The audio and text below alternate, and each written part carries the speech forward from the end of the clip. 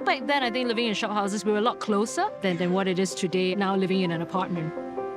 Shophouse is very versatile, it's very flexible. So it's possible to reprogram this architectural typology into anything.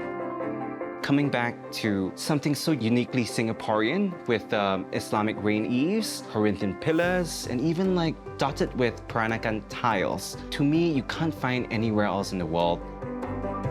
Singapore's unique characteristic as a city is made up of shophouse areas. We don't have mountains, we don't have the Taj Mahal, we don't have Angkor Wat, but we have very unique streets that are very intimate, very cozy, and very diverse in their architectural styles.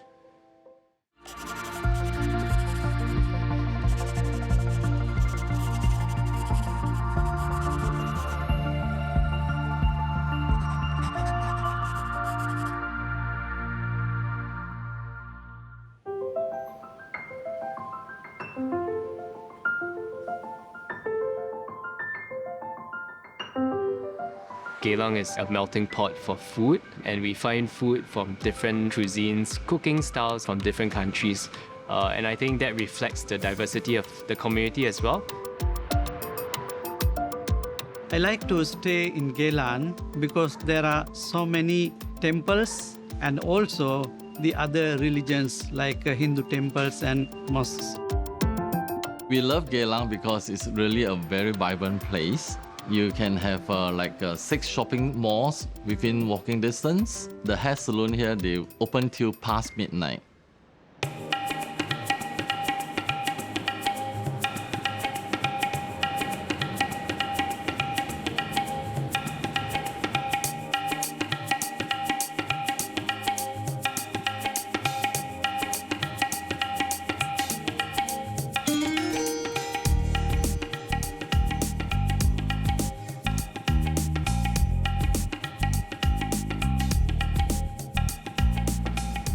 My name is Karen. I run Pocket Projects, which is a creative development consultancy.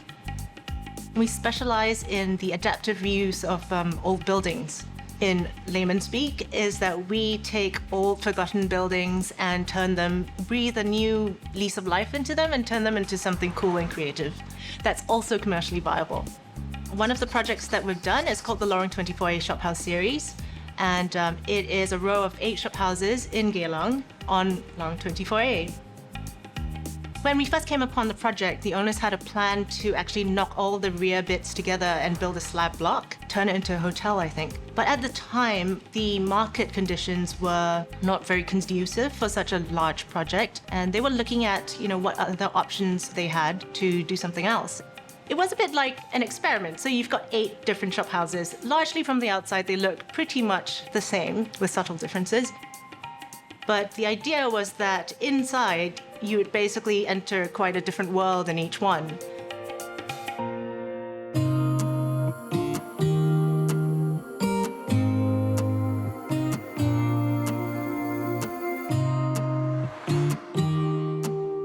I was still an apprentice back then, but I was told that we were going to design a decent lap pool within the shophouse. And of course, there were the other requirements that you have bedrooms, kitchen, and kind of adequate living space for a house. I was in disbelief at first. One of the things that in real estate you wouldn't want to be, especially in shophouse, you're going to give up quite a lot of space for something that may not be as beneficial as a usable space. So what we did for this shophouse was to insert this pool, expressing the entire linearity of the space. So drawing viewers from front all the way to the back. So at the back of the space, you have this very tall window that kind of exaggerates this expansion of space. For this shophouse, we consciously tried to express what was old and what is new in terms of design language and how material is applied.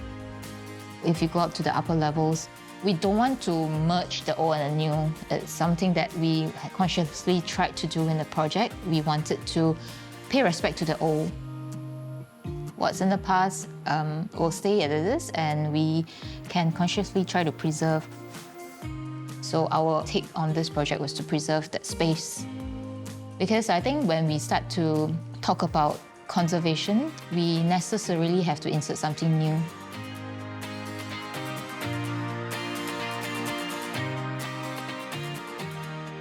If you look back at the history of how shophouses are occupied, during the early days, the coolies occupying shophouses, you have large community existing within a shophouse, then it transits into more nuclear kind of based families occupying shophouse. So as it transits, you realize shophouse as a typology is very adaptable.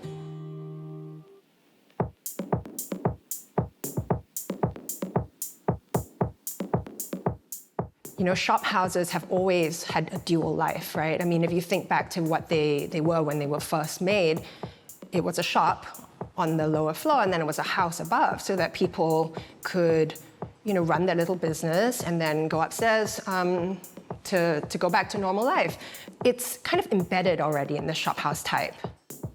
One of the things that we were asked to include actually was to make this shophouse a space for art.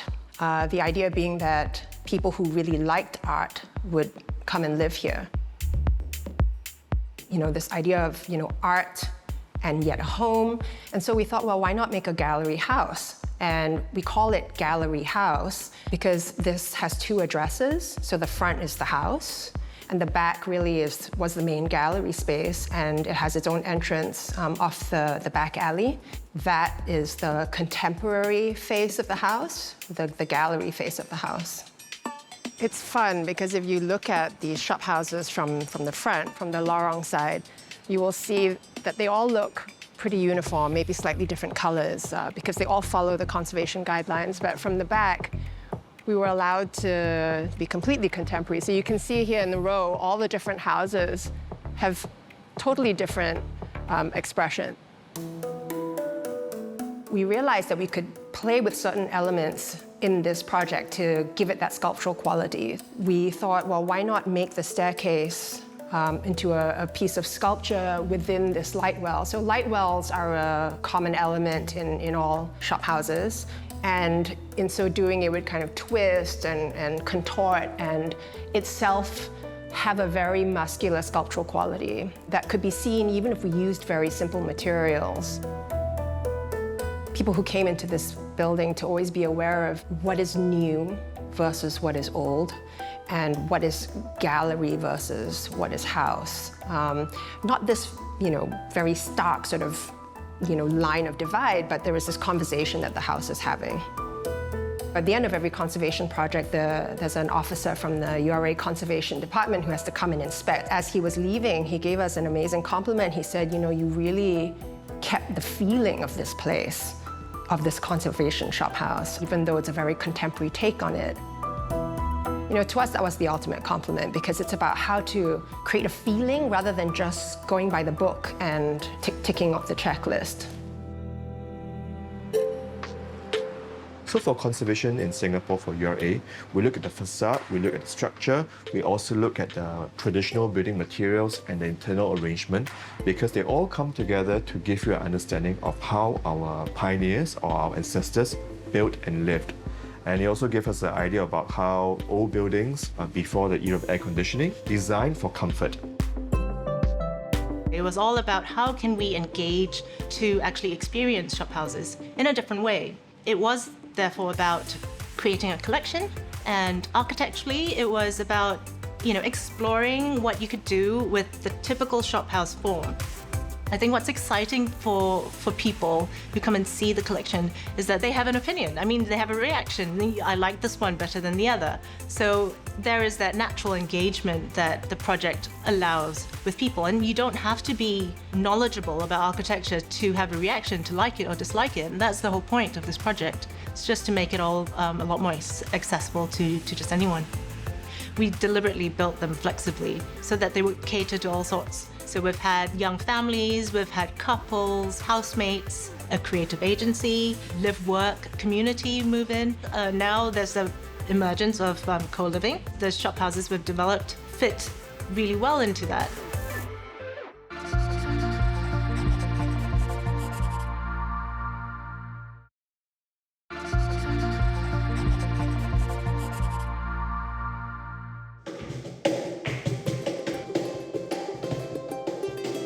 Geylang is, it reminded me of when I was in Madrid, living near the flea market, all this mayhem and different nationalities, different religions. I felt quite at home. I like Geylang because it's just a nostalgic place. It's like it holds back in time, which is a very unique place in Singapore. 我们最喜欢的牙龙就是去哪里都方便，吃也方便，吃好像都去到哪里都方便。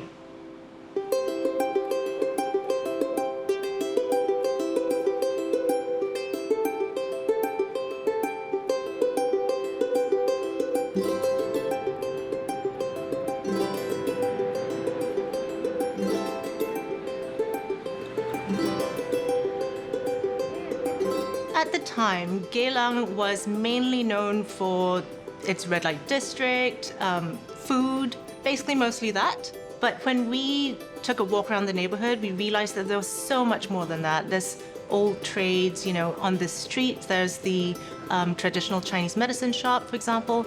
You've also got lots of temples, a lot of built heritage that have actually been untouched because they're located in the red light district. And so people have stayed away from redeveloping it too much. And so we felt that if we did something special and gave people a reason to come to Geylang to explore it, that would be a way of raising awareness of the neighborhood in terms of it being more than just sex and food, but also architecture and history. When I first mentioned to people that I was going to be moving to Geylang, there was a very apprehensive tone of, do you know where you're moving to? I think it's a real misconception of what Geylang has become. This area has such a neighborhood vibe. In the morning, if I step outside at all and the trash guys are going past, it's a good morning to you guys. Everyone is relatively friendly. I find that in condos, you don't get that. People kind of close the door and shut themselves off to the rest of what's happening in the building. Even though there's public amenities within that sort of space, you try and stay to yourself mostly, whereas this does have that communal concept to it as well.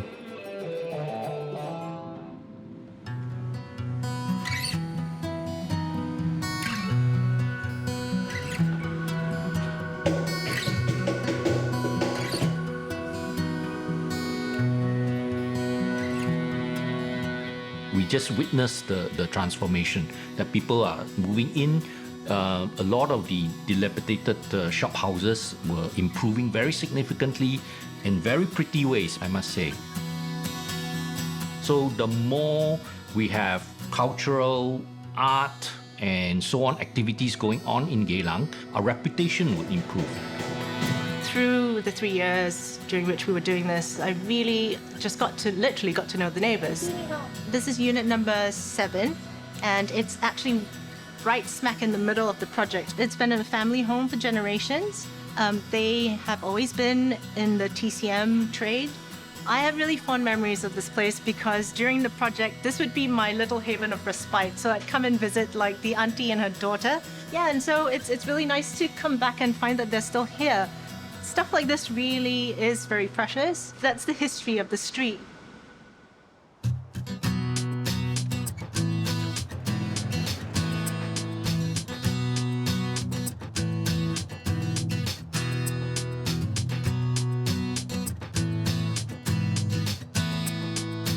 Co-living as a concept started, I think, it has its roots in student housing, in flat sharing, in these kind of hyper-urban cities where rent is otherwise quite expensive. Co-living in shop houses really is taking that concept and applying it to just this particular typology or this particular type of structure, the shop house. Can we unlock a greater sense of community that starts from home? The key thing about shop houses is that they're actually pretty big. You have close to 4,000 square feet of space shared between 5 to 6 people.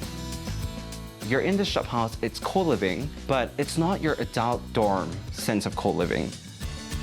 With the shop houses, you actually have that amount of space for everyone to socialize in, or if you don't feel like it, you can go back to your room and there's enough space in your room for you to use it as a private retreat as well. Co-living in shop houses isn't anything new. The only difference there is that instead of 5 to 6 people, as we have now co-living in a shop house, you had 5 to 6 families living in that very same shop house. And now we are taking this modern take on what co-living means today. I kind of got bored of living alone in a very antiseptic condo facility, so I was looking for something with more character, better aesthetics, a little bit of a community. I think the best experience was during the circuit breaker. It was so great to have housemates living together, you know, trying to make the best of an unfortunate situation. We'd work together in the common areas, so, you know, there'd be a sense of normalcy that people are also around. I mean, not actually go back to living alone again. So in that way, my perception or my idea of home has changed.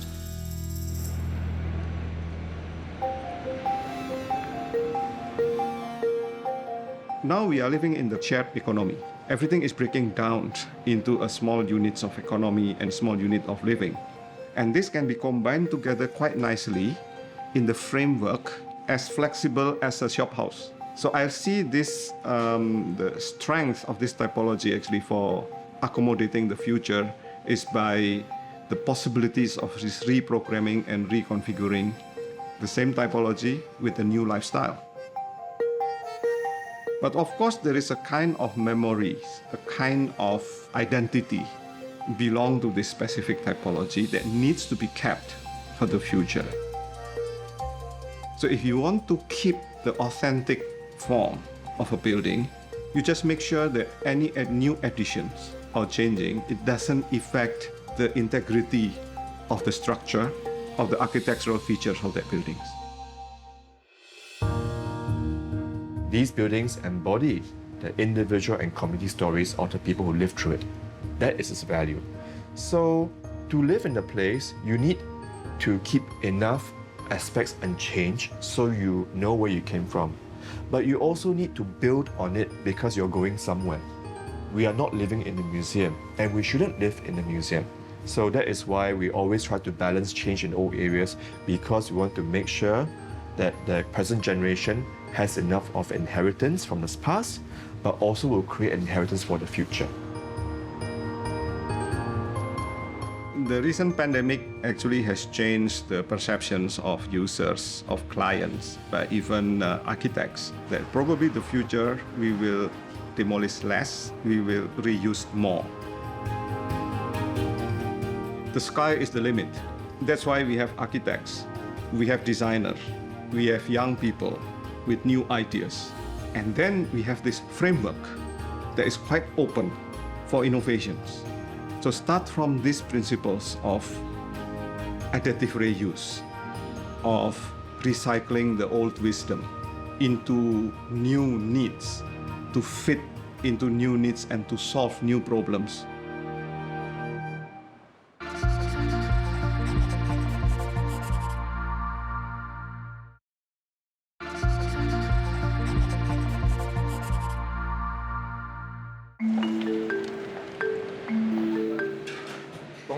Eating out is my family business for about 4 generations.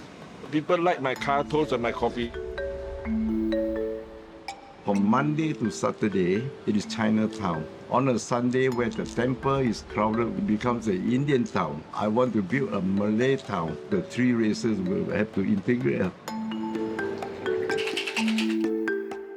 My favorite part of the Keong area is the cultural exchange and the vibrancy that all the restaurants and bars in the neighborhood bring.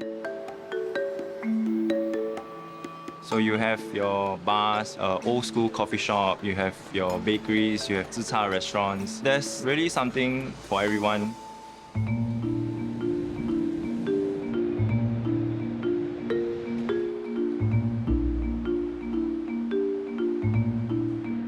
Situated on the outskirts of Chinatown, Keong Road was within walking distance from Hei Yun Gai.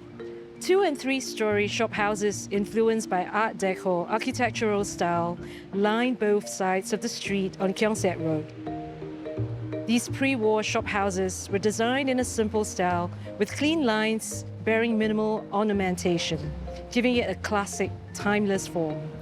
Together with the tall French windows, which had timber-louved shutters on the upper floors, the entire facade of these shophouses emitted an old-world charm of the early 1900s.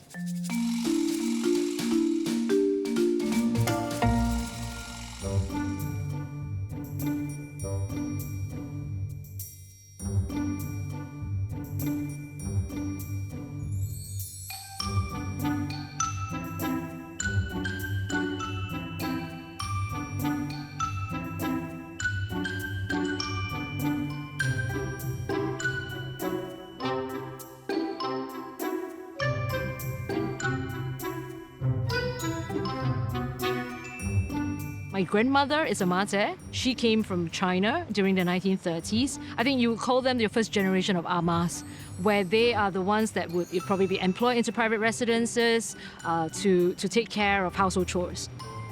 My grandmother was running an entertainment house that eventually evolved to become a brothel. I don't tell people I live in Keong Saik. I didn't. It was interesting because it's one of those things that it's almost like family shame. We don't talk about it.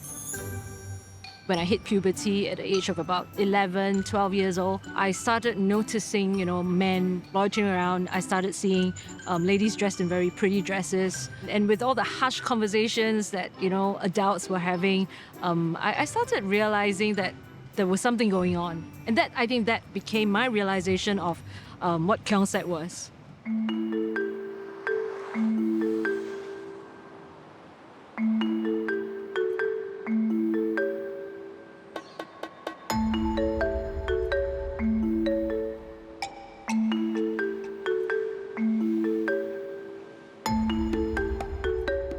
Keong Saik has a very colourful history, as we all know, but I like Keong Saik because it's so condensed, the old and the new Singapore as well.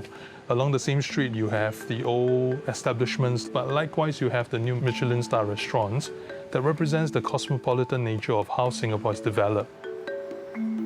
Along the same street, you have the Indian temple and then the Chinese temple as well. You get the flavour of both Singapore, whether it's evolved or whether it's the former days. And I really love that sense of heritage, the sense of modernity as well within shophouses. When we first came in, it was the old Chinatown hotel that was refurbished around the late 1990s. So when we first came, it was really in a state of a very original condition. It was well kept, it was a very classy hotel, but you can feel that it's within a time capsule. Everything is frozen, and you just like that. I mean, I personally, I like that challenge to be able to come in to say, this is a nice spot, this is on a hill elevated ground. Let's do something to repurpose the place, to give it a new life. I think to me that is something that's very satisfying.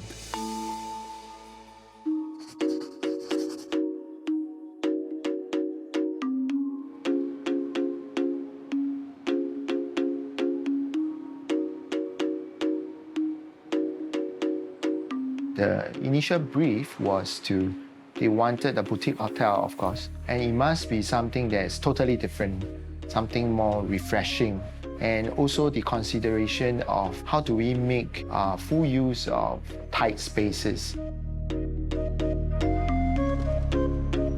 Shophouses are very modular. They tend to be quite long and narrow. I mean, the economies of scale can come in if you can merge various shophouses, but of course, if it's conserved, you're not allowed to tear down the intermediate walls.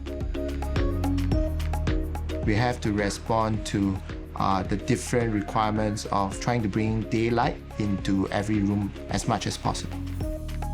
For the rooms that are in contact with the exterior facade, there's certain URA conservation guidelines that we have to respect. So you have to start forming little kinks and spaces.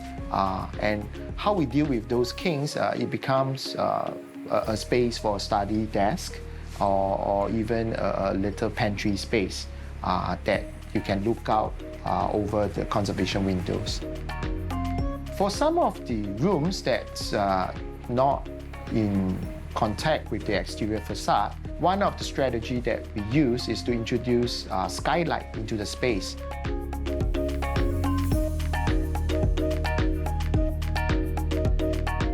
In fact, on the second floor, we have this open space where the guests can use it as a communal area.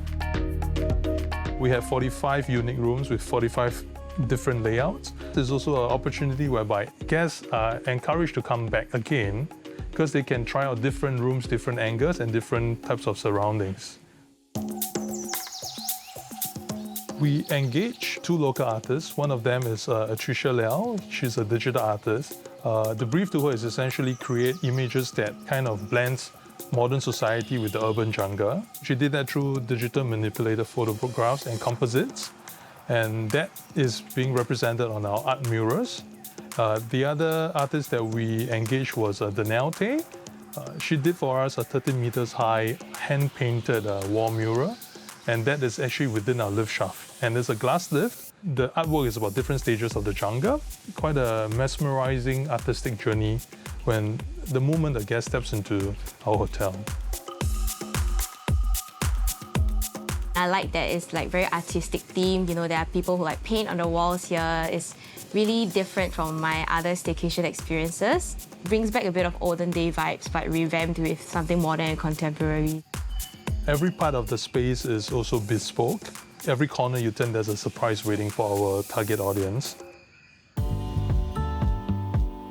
The millennials, they are a very spontaneous bunch. They like Instagram. Essentially, their lifestyles evolves around social media as well. So we want to give them that avenue to kind of put things together and to put it onto their lifestyles and put it on their social media.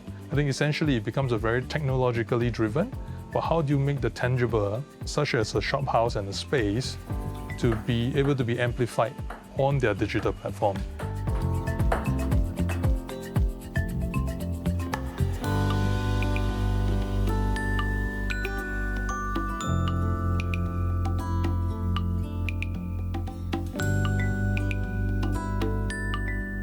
When we were designing this cafe, we wanted to bring together all elements to interpret it in a more modern way.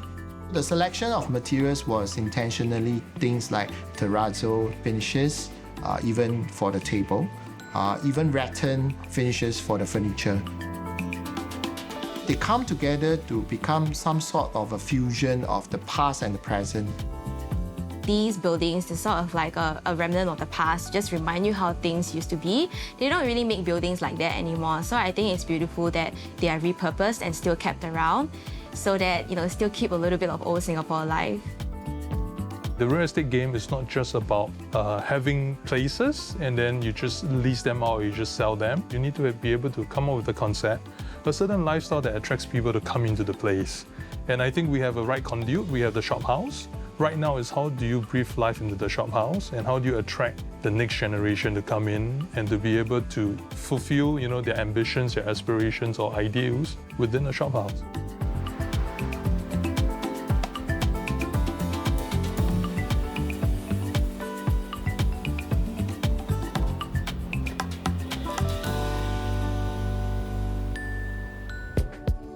The typical transformation of shop houses in Singapore, especially recently, is so-called gentrifications. It lost the original use as a house, as a dwelling space, but it's been changed to cafe, to bar, even boutique hotels, offices, because of this movement of population. The building we're currently in is number 1 Keong. One Keong consists of 5 amalgamated shop houses built circa 1920s. It's a good example of how a neighborhood can evolve with the times in a way that is relevant. I love the combination of the old and the new. I think it's a resilient and real community and neighborhood.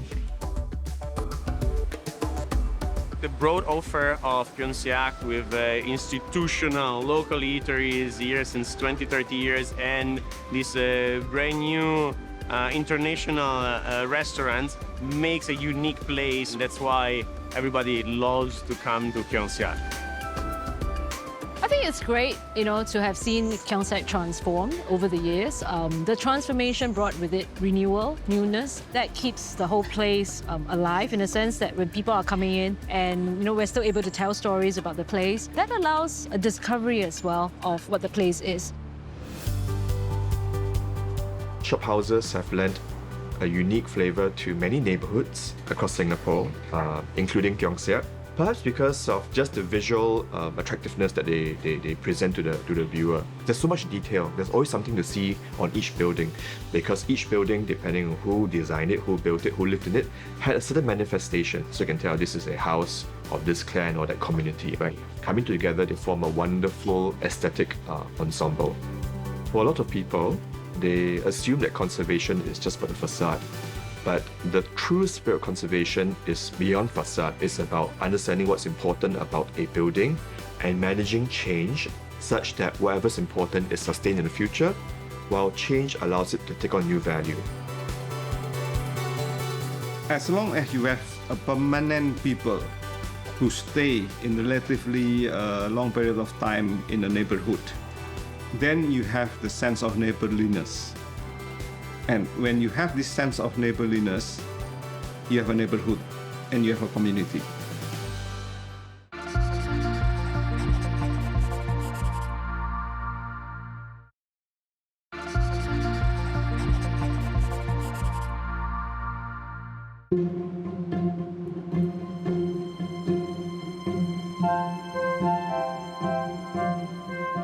Chiat is the iconic neighborhood that's a microcosm of what Singapore is about, of the communities that's here: Malay, Chinese, Peranakan Chinese, Eurasian, Indian. The food here never changed. Our childhood memory is here. My customer move out of here from Chiat, but they still remember here because of the food. My favorite part of Chiat will be the wet markets. They are the places where you can get the widest choice of ingredients, all kinds of herbs that you will need for your Peranakan cooking. My favorite part of Chiat is the temple because of the number of people who come here whom I can meet and greet. I like Chiat is because it's been my home for 20 over years. It's not superly crowded, but yet crowded enough and bustling enough, giving some vibes which everybody feels comfortable.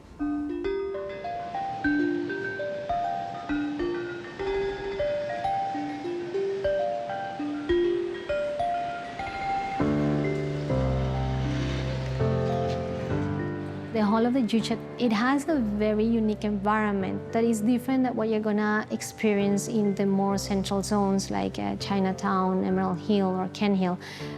This has a very Peranakan heritage, and with that it comes a lot of different details.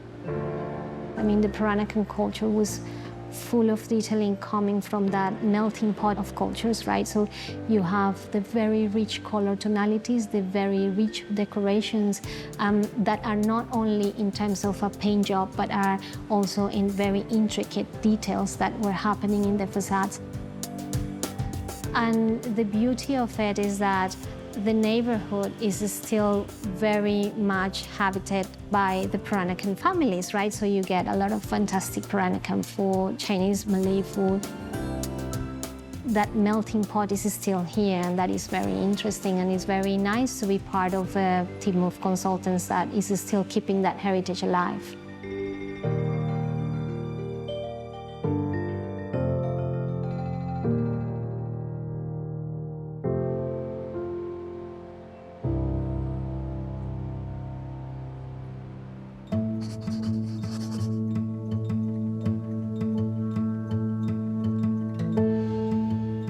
My passion with shophouses started out actually when I was in my younger days.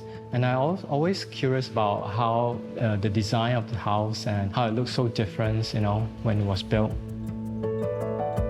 I've been seeing houses like this around town and everywhere, and I find that this is quite a unique piece of architecture, and it's just about the finest Peranakan design I've ever seen.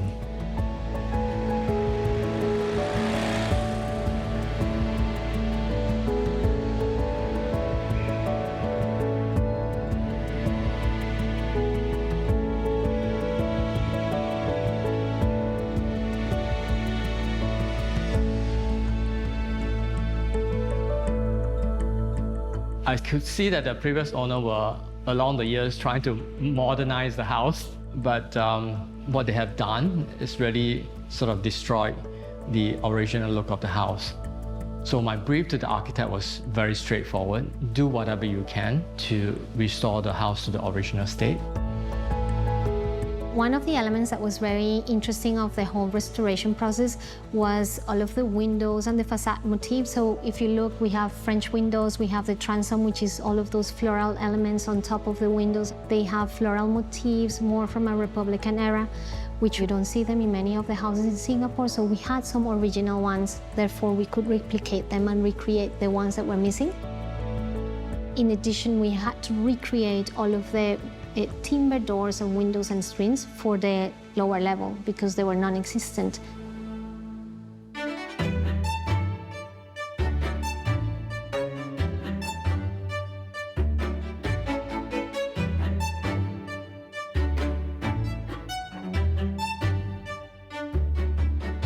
This house here is interesting in the sense that it is custom-made and the design is neoclassical setting of the Chinese with craftsmanship of the Italian.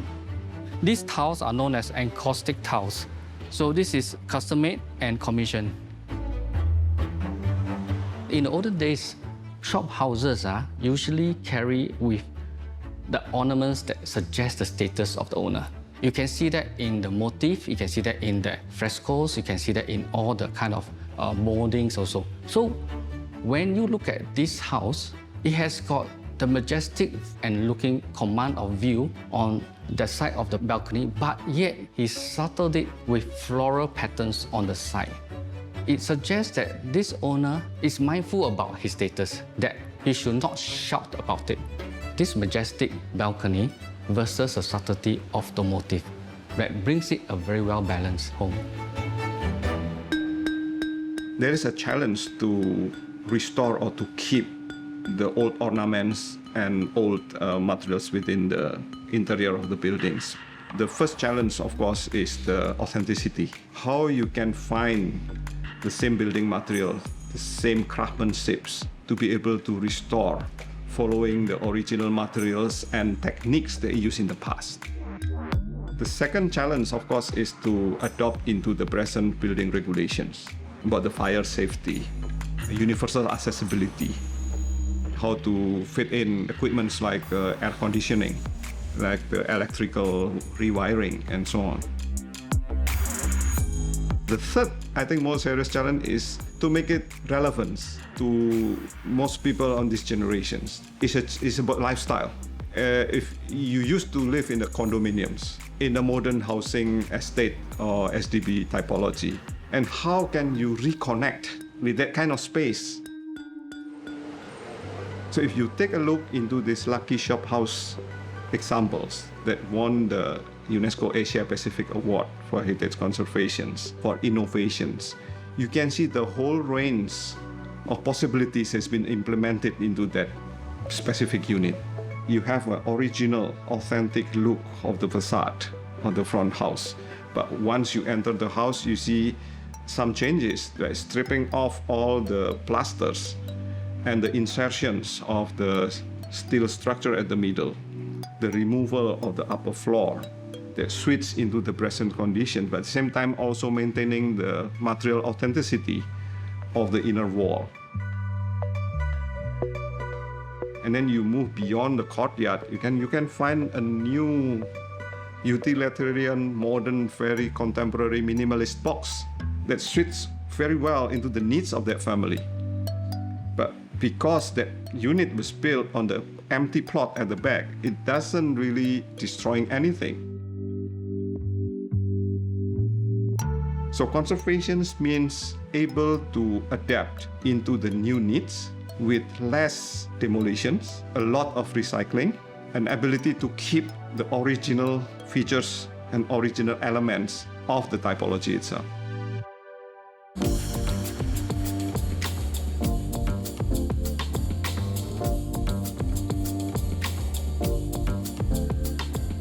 It's stunning when you see it from outside, but when you came in, it was a warehouse.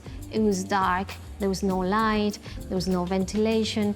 it was a convenience store, right? So basically they had roller shutters, they would bring it up, sell stuff, close it down, and that was it.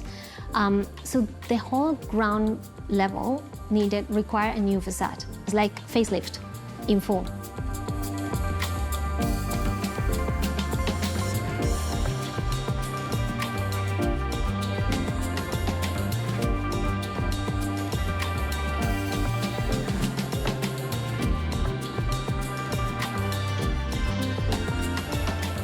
When someone decides to buy a shop house or a conservation building or a heritage building, you need to have a special character. You need to appreciate history, appreciate art, appreciate heritage. In a place like Singapore that everything is moving so fast, I learned a lot about the culture just by going through a shop house experience.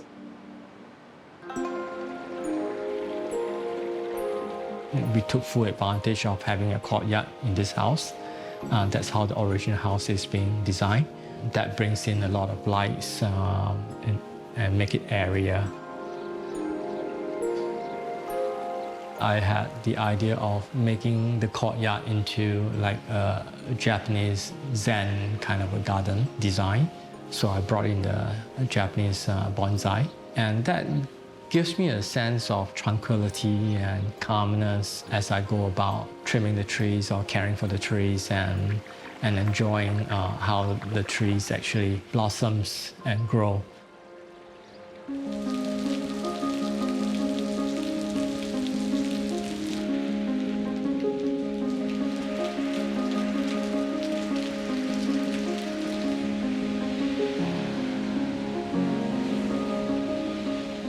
The idea is really to take the front part of the private property, about 1.5 meters, as a covered walkway for public, which is not very well accepted by the populations. So you can imagine if you sleep at the upper floor in your sleeping room, that people now can walk under your bed, not on the street.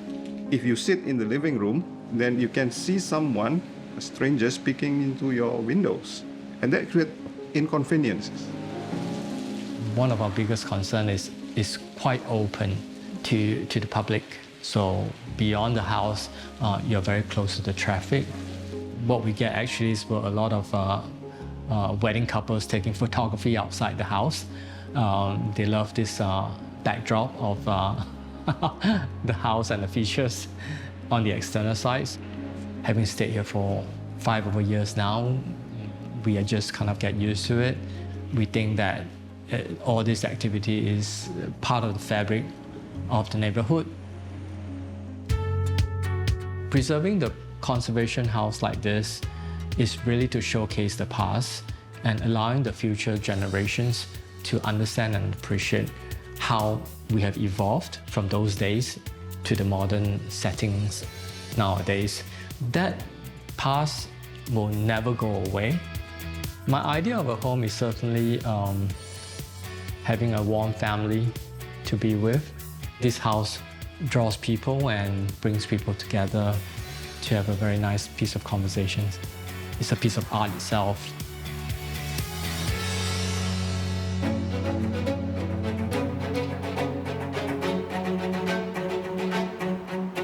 It's kind of come full circle. Now shophouses are desirable because they are limited in supply.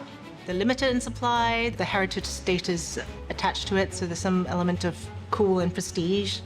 And I think people are also interested in living in meaningful spaces.